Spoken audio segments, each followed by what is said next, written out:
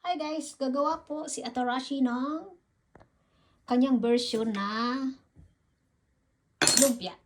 Ayan siya guys, nakita niyo naman ang mga ingredients. Ito guys ay mushroom to.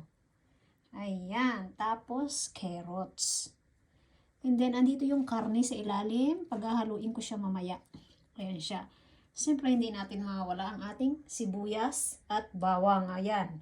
So madudurog naman yan pag ating niluto. Tapos hahaluan ko din siya ng ganitong gulay. Hindi ko to kilalang gulay na to, pero syempre dahon siya. Nakita ko siya sa refrigerator. Ihalo ko na rin para masarap. Ayan siya guys, oh. Parang ano siya eh. Hindi ko siya kilala.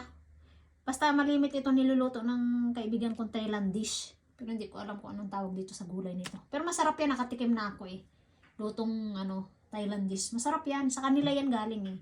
Binili ko lang yan sa Asian shop. Kaya gagayatin ko siya ng maliliit and then ihahalo ko dito pag niluto ko to. Kasi lulutuin ko siya bago siya babalot sa wrapper. Ayan guys, umpisahan na natin ang ating bagong recipe ng lumpia. Lumpiang Shanghai. Ayan siya guys. Gagayatin ko pa to at ihahalo ko mamaya. And then siyempre, Peter celery, hindi natin kakalimutan kasi pampabango yun. Ito, Peter celery. Pampagbango yan. Marami ako doon ihahalo ko kasi napakabango siya pag meron siyang ganyan. Mga herbal. Ayan siya guys. Okay.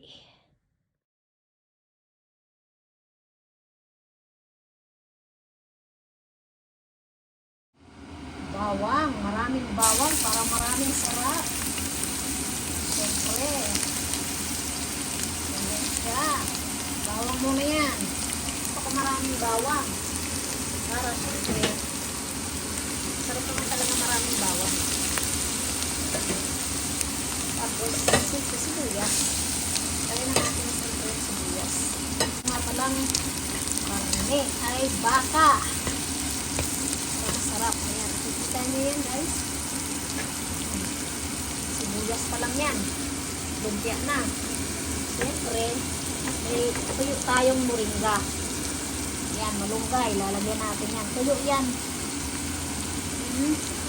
Tapos ito, ayan, carrots, mushroom, saka yung karne sa ilalim. Pinaghalo-halo ko na yan.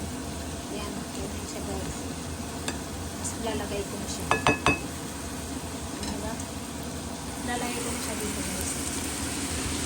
Pinaghalo-halo ko na yan. Isa lang naman pinalabasan niya eh. Maraming mushroom, mas masarap.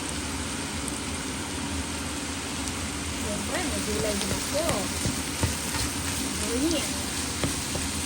Yan ang ating masarap na lumpia. Atarashi version yan, ha? Ayan, kita nyo naman. Siyempre, itong gulay na hindi ko kilala. Thailand to eh. Siyempre dahon, hahaluin ko na rin siya dito. Siyempre may celery din tayo. Kaya ko lang natin sa maluto. Kasi mamaya, palalamigin natin siya. Tapos, babalutin sa lumpiang wrapper. Wow! Siyempre, may celery tayo pampabango. Ayan. Lagay na rin natin.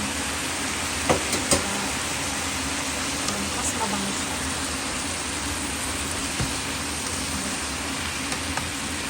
Ayan lang natin siya maluto guys. Okay. Ayan guys, luto na. Medyo lagyan natin ng additional ingredients. Chili powder, para medyo maanghang. Masarap kasi pag maanghang. Yan, okay na yan. Haluin na lang natin siya. Papalabigin at ibalot. Ayan. Guys, ang aking lumpia, maraming gulay. Guys, binabalot ko na yung lumpia na ginawa ko kanina. Ayan siya. Maliliit lang para pag priniser mo siya, madali siyang maluto. Puro gulay po yan. Diba? Yan siya. Yan siya, guys. Ito ng aking mga binata.